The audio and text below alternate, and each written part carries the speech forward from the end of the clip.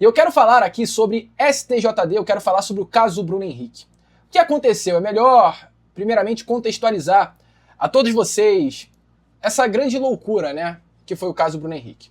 Tivemos, amigo vascaíno, em 2023, um jogo entre Flamengo e Santos. Essa partida aconteceu no Campeonato Brasileiro, em um jogo no estádio Mané Garrincha. Naquela partida, o Bruno Henrique ele leva um cartão amarelo, logo em seguida ele bate boca com o juiz, leva o segundo cartão amarelo e acabou sendo expulso. Ele, diante dessa ação de ter levado o cartão amarelo, foi denunciado por uma suposta participação em manipulação de apostas esportivas. A acusação ela é sustentada a partir de que o próprio Bruno Henrique ele avisou ao seu irmão que iria levar o cartão amarelo exatamente naquela partida contra a equipe do Santos. O seu irmão apostou, ganhou dinheiro, aquela movimentação foi suspeita dentro da casa de apostas. O Bruno Henrique ele foi indiciado pela Polícia Federal por fraudar ou colaborar para uma fraude em um evento esportivo. Isso está na lei, a Lei Geral do Esporte, artigo 200. E ontem aconteceu o julgamento final dele no Superior Tribunal de Justiça Desportivo. No dia 4 de setembro, ocorreu a primeira sessão. O STJD, à época, havia aplicado ao Bruno Henrique, em primeira instância, uma pena de 12 jogos e uma multa de R$60 mil. Naquele momento já havia sido um grande escândalo, até porque em outros momentos tivemos casos assim como o do Bruno Henrique, onde a multa foi de milhões de reais e a suspensão não foram apenas 12 jogos, mas 2 anos longe dos gramados. Caso Aleph Manga, caso Vitor Mendes, caso Enio, vários casos ao redor do Brasil, caso Igor Catatal.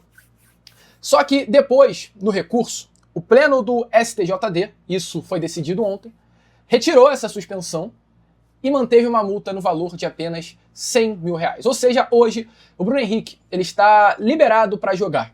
Isso significa que o Flamengo pode utilizá-lo normalmente, mesmo o Bruno Henrique comprovadamente tendo se envolvido em um caso de aposta. Foi uma vergonha. Essa é a grande realidade. Eu trago aqui para vocês entenderem um pouquinho melhor sobre esse grande absurdo. As palavras do Benja, que é um torcedor corintiano e não tem nada do interesse dele, é um grande jornalista a defender o Bruno Henrique e a instituição Flamengo. E um outro, que é o presidente do Vila Nova. Inclusive, ele foi o autor da denúncia sobre o primeiro caso de manipulação aqui no futebol brasileiro, que deu início à operação Penalidade Máxima no ano de 2022. Se liga só, então, nas palavras do Benja e do presidente do Vila Nova, o grande... o primeiro, né, a descobrir toda essa manipulação no futebol brasileiro, falando sobre esse caso do BH. Olha aí. Um atleta do Vila Nova que foi punido 720 dias por ter emprestado a sua conta a um outro atleta aqui, para que eles fizessem ali, arrumassem um outro atleta para fazer um pênalti no primeiro tempo daquela partida, o que não aconteceu. E ainda assim, e de forma correta, o atleta severamente punido, né, 720 dias, e a gente faz um paralelo com a punição do atleta Bruno Henrique. E não somente a deles, mas na próprios atletas também, outros atletas da Operação Penalidade Máxima, uma diferença muito grande, uma desproporção, uma incoerência entre punições. E aí, vendo hoje esse resultado desse julgamento, eu achei que ficou muito ruim. Ruim o caráter pedagógico da pena.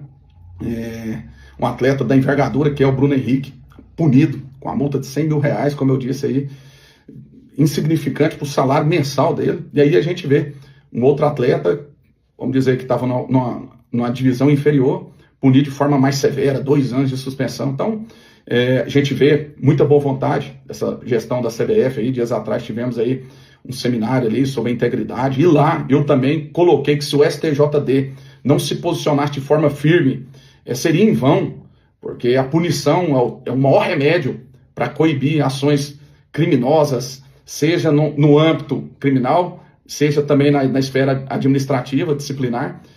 E a gente depara com a situação dessa. Se politiza muito no Brasil, esquerda, direita, mas nós temos que ter um caminho só, o certo ou errado. E quando a gente se trata do certo ou errado, nós não podemos ter cor de camisa, não podemos ter condição social nem nada. A punição ficou muito branda. Para falar a verdade, não teve punição, senhores. Então fica aí a nossa reflexão. A gente espera que casos como esse no STJD seja tratado da forma que o futebol merece, de forma exemplar, de punições que realmente elas possam ser correspondentes ao tamanho da gravidade. Então fica aí o meu repúdio, a minha indignação. Fala, meu povo. E o Bruno Henrique foi absolvido. A força do Flamengo é gigantesca, né? E eu não duvido nada que o Vitor Roque é capaz de ser suspenso, por causa de uma postagem. O Dudu, quando estava no Palmeiras, foi também uma postagem. Tomou, acho que 2 jogos de suspensão. Mas é triste, cara, é triste. E vai ter um monte de gente aqui falando pra mim, ai, Benjamin, mimimi, é choro. Não, gente, não é questão de mimimi, não é choro. É questão de justiça, de ser justo. As pessoas não podem ser julgadas pela camisa que elas vestem, né, no caso aqui do futebol, mas é um retrato do Brasil. Não tem nem o que falar. Torcedor vascaíno, ao meu ver, acabou a credibilidade, tá? Esse é o meu sentimento diante de tudo isso que aconteceu. E para piorar ainda mais toda a situação, tivemos esse caso BH acontecendo. O Bruno Henrique ele se envolveu em um esquema de apostas. O Bruno Henrique ele beneficiou o seu irmão nesse esquema de apostas. O Bruno Henrique ele deveria, ao meu ver, Lucas, ter sido punido. Não deveria estar entrando em campo. E ontem o STJD definiu algo favorável ao Bruno Henrique e à instituição Flamengo. 8 pessoas votaram. 5 votos foram contra a suspensão do Bruno Henrique. E 3 a favor da suspensão do Bruno Henrique. Ou seja, o Bruno Henrique ele teve uma decisão favorável dentro do Superior Tribunal de Justiça Desportiva e por isso vai seguir atuando normalmente.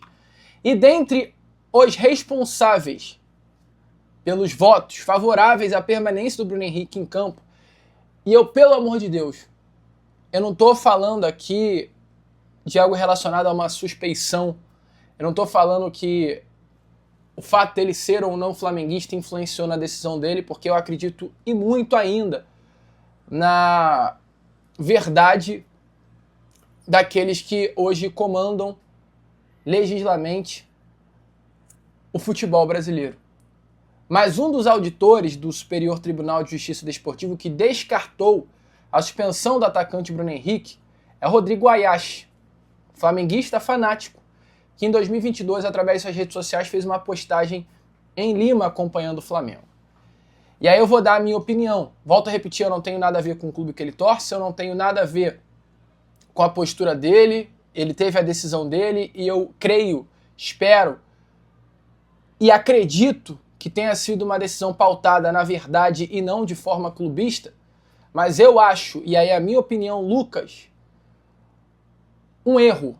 E eu posso achar isso, eu não estou dizendo o que é, estou dizendo o que eu acho. Eu acho um erro.